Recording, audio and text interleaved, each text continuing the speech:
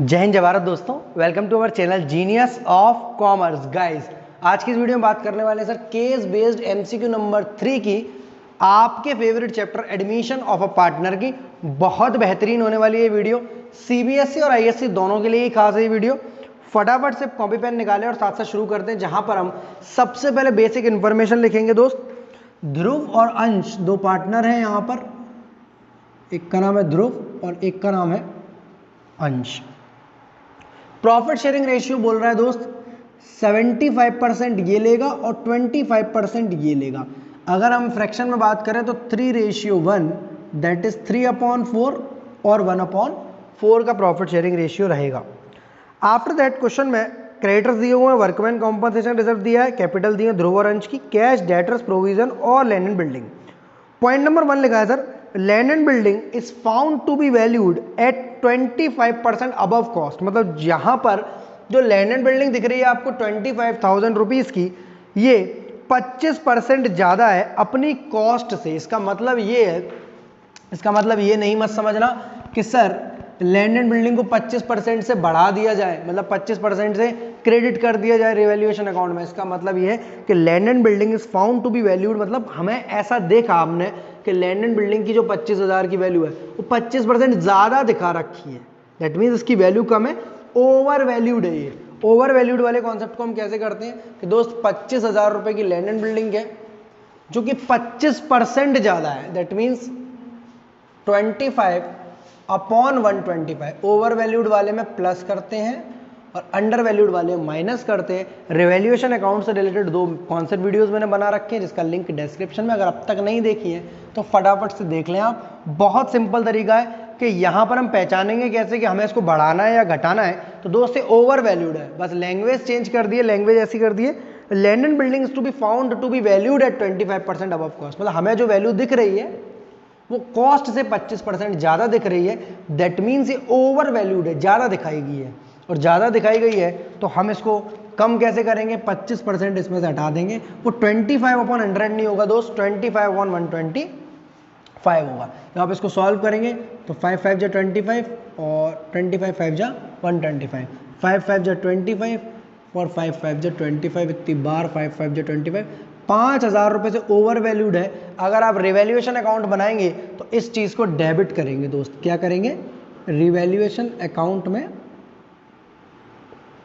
Debit करेंगे इस चीज को। किसको, 5,000 रुपए को। बहुत सिंपल कॉन्सेप्ट है। ओवर वैल्यूड हमेशा लॉस होता है, लॉस हमेशा रिवैल्यूएशन अकाउंट में डेबिट किया जाता है। पॉइंट नंबर 2 बोल रहा है दोस्त आपसे,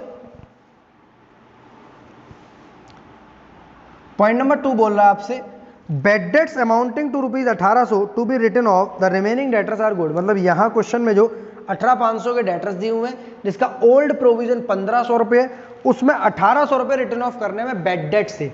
तो आप सिंपल समझ लो कि जब भी बेड डेट ज्यादा हो तो हम सिंपल फॉर्मूला लगाते हैं, bad debts plus new provision minus old provision. हमें इससे पता चलता है अगर पॉजिटिव में आंसर आया तो रिवैल्यूएशन अकाउंट में डेबिट होगा, नेगेटिव में आया तो हमें पता चलेगा ये क्रेडिट होगा। इससे रिलेटेड प्योर कॉन्सेप्ट वीडियोस मैंने बेड डेट्स और उसके रिश्तेदार ऐसे कर कर नाम से बना रखी है, लिंक डिस्क्रिप्शन में दिया हुआ। अब तक नहीं देखी तो एक बार देख लो, पूरा कॉन्सेप्ट बड़े मक्खन से समझ में आ जाएगा आपको।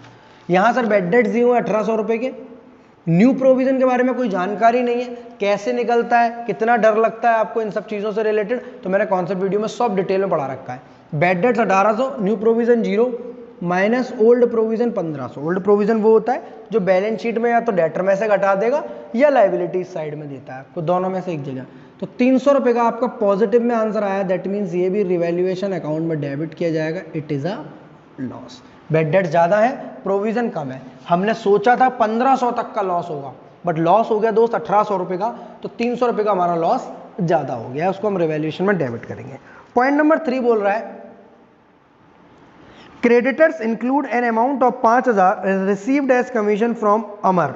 मतलब जो क्रेडिटर है आपको दिख रहे हैं 49,000 रुपीज के क्वेश्चन में, उसमें 5,000 रुपए की कमीशन जुड़ी हुई है। मतलब हमारे ये क्रेडिटर नहीं कमीशन है, दैट मीन्स ये कमीशन जो है या क्रेडिटर जो है ये रिवैल्यूएशन में डेबिट साइड जाएगा या क्रेडिट साइड। सर ये रिवैल्यूएशन अकाउंट में क्रेडिट साइड जाएगा, it is a profit revaluation account में क्रेडिट साइड जाएगा आपका 5,000 रुपया। और सिंपल तरीका 5,000 से डेबिट होगा, 5,000 से क्रेडिट होगा और 300 से डेबिट होगा। आफ्टर दैट पॉइंट नंबर 4 बोल रहा है liability of workman compensation reserve is determined at 3,000। तो मैं वर्कमैन कॉम्पनसेशन रिजर्व दिया है क्वेश्चन में 5,000 का और उसकी लायबिलिटी है 3,000 की। तो यहाँ रिवैल्यूएशन में कुछ भी नहीं जाएगा दोस्त। रिवैल्यूएशन अकाउंट कब डेबिट होता है? जब वर्कमैन कॉम्पनसेशन हो 5 और क्लेम हो 6, 7, 8, 3, 13, 15, मतलब वर्कमैन कॉम्पनसेशन रिजर्व से क्लेम ज्यादा होगा तो रिवैल्यूएशन अकाउंट में डेबिट होगा, और अगर कम होगा तो पार्टनर्स कैपिटल अकाउंट में क्रेडिट होगा। इन सबके लिए आपको मेरी कॉन्सेप्ट वीडियो जरूर करनी पड़ेंगी, उसके बाद आपको ये कॉन्सेप्ट बहुत प्यार से समझ में आएगा। यहाँ पर आप सिंपल बातें ये समझ लो कि हम कॉन्सेप्ट की लर्निंग के साथ साथ मजबूती कर रहे हैं। तो पॉइंट नंबर 4 में अगर मैं बात करूँ तो जर्नल एंट्री कुछ ऐसी बनेगी, जब वो बनवाएगा हमसे तब की तब देखी जाएगी। वर्कमैन कॉम्पनसेशन रिजर्व दिया है क्वेश्चन में दोस्त 5,000 से, डेबिट करेंगे। वर्कमैन कॉम्पनसेशन क्लेम दिया है दोस्त 3,000 रुपए से, उसे क्रेडिट करेंगे। और बाकी का बचा हुआ पैसा हम दोनों पार्टनर को दे देंगे, ध्रुव को और अंश को। ध्रुव कैपिटल अकाउंट और अंश कैपिटल अकाउंट। ये बटेगा 2,000 रुपए का 3:1 में, 1,500 इसको और 500 इसको। मैंने जनरल एंट्री बना दी है। क्वेश्चन क्या पूछता है हमें पता नहीं है, कोई दिक्कत नहीं है, बस सिंपली हमें पता होना चाहिए कि इसकी ये जनरल एंट्री बनती है, यहाँ नहीं तो कहीं और काम में आएगी। सर अगर ये 5 होता और ये 6 होता तो आप पार्टनर्स कैपिटल को डेबिट करते या रिवैल्यूएशन अकाउंट को? तो मैं दोस्त रिवैल्यूएशन अकाउंट को डेबिट करता। क्यों? अगर क्लेम बढ़ेगा तो रिवैल्यूएशन में डेबिट होगा और घटेगा तो कैपिटल अकाउंट में क्रेडिट होगा। ऐसा फॉलो करते हैं हम रूल। और ऐसा क्यों होता है? क्योंकि सर ये रिजर्व है, रिजर्व पर हक होता है पार्टनर्स का। बहुत सिंपल कॉन्सेप्ट है। हमारे चारों पॉइंट क्लियर है। पहले वाले में ओवर वैल्यूएशन है, दूसरे में बैड डेट्स है, तीसरे में कमीशन है, चौथे में WCR है। अब चलते हैं अपने मेन क्वेश्चंस की तरफ, जहां पॉइंट नंबर ए में पूछ रहा है आपसे at the time of admission Kavi's admission the workman compensation reserve of. जब कवि का एडमिशन होगा, नया पार्टनर आया है कवि जो 15,000 रुपए की प्रीमियम फॉर गुडविल लाया है, 20% प्रॉफिट्स के लिए आया है और 25,000 की कैपिटल लाया है। एक नया पार्टनर आया है कवि, इससे रिलेटेड भी इंफॉर्मेशन लिख ले रहे हैं हम लोग जो भी हमारे काम की है। ये दोस्त आपका 20% तो प्रॉफिट लेने आया है। 20% प्रॉफिट का मतलब होता है 1/5 शेयर। 15,000 रुपए की प्रीमियम फॉर गुडविल लाया है, जो कि आपकी सैक्रिफाइसिंग रेशियो में बढ़ जाएगी, जो कि यही आएगा 3:1 अगर होगा तो। ये लाया आपकी प्रीमियम फॉर गुडविल। साथ साथ आपके दूसरे MCQs भी तैयार होते जा रहे हैं यहां से। और 25,000 रुपए की आपकी कैपिटल लेकर आया है। ये जब इंफॉर्मेशन काम की पूछेगा तो बताएंगे। पॉइंट नंबर ए में पूछ रहा है आपसे कि वर्कमैन कॉम्पनसेशन रिजर्व का क्या होगा। तो वर्कमैन कॉम्पनसेशन रिजर्व का ये होगा दोस्त 5,000 से डेबिट, WCR क्लेम 3,000 से क्रेडिट और ध्रुव और अंश को क्रेडिट करेंगे। क्वेश्चन हमसे पूछ रहा है sir point number A 5,000 credit कर दे कैपिटल अकाउंट में, बिल्कुल भी नहीं, सिर्फ 2,000 क्रेडिट होंगे। पॉइंट नंबर बी बोल रहा है 3,000 क्रेडिट कर दे, तो बिल्कुल भी नहीं, 3,000 से वर्कमैन कॉम्पनसेशन क्लेम होगा। पॉइंट नंबर सी 2,000 क्रेडिट कर दे, तो यही हमारा आंसर है। तो ए का आंसर है 3 rupees 2,000 will be credited to partners capital account. किसको क्रेडिट करेंगे हम? पार्टनर्स कैपिटल अकाउंट को। After that point number B पर चलते हैं। Value of land and building in the balance sheet of the reconstituted firm. ये जो 25,000 रुपए की आपको लैंड एंड बिल्डिंग दिख रही है, ये बोल रहा है कि रिकॉन्स्टिट्यूटेड फर्म मतलब होता है कि अंश के आने के बाद, ये कवि के आने के बाद हमें इसको कितनी वैल्यू पर दिखाना है। तो दोस्त 25,000 रुपए की आपकी लैंड एंड बिल्डिंग थी, 5 का आपका लॉस है क्योंकि ओवर वैल्यूड है ये, तो आपकी नई वैल्यू बचेगी 20,000 रुपए। मतलब ओवर वैल्यूएशन को खत्म कर दिया, जितने रुपए से ओवर वैल्यूड चल रही थी। आप नई वैल्यू लिखेंगे इसमें 20,000 रुपए, तो बी का आंसर होगा फर्स्ट 20,000 रुपीज। बाकी कोई ऑप्शन पढ़ने की जरूरत नहीं है। आपको कंफ्यूज कर सकता है ऑप्शन नंबर बी वाला कि उसने क्या किया है, 25,000 में 5% और जोड़ दिया है, 25% और जोड़ दिया और आपको आंसर निकाल दिया।